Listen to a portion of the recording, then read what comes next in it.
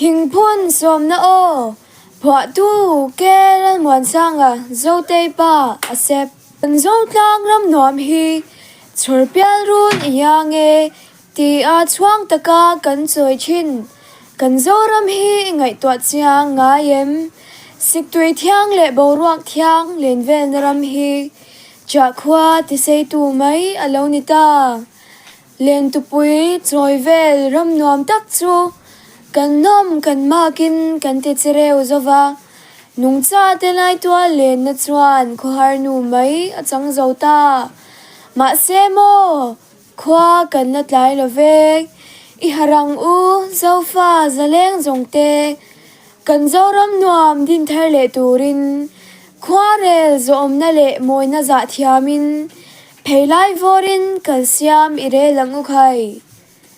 thil siam dang te hian ngoi rengin itan naro pui tak an tho sak reng che an tan enge iti sak ve don le chong ve thei lo te hian I mangai na an ngen an tan hum hal tu pasal tha ni turin kan pon ven isoi ching ang u itan mal somna an pek che hi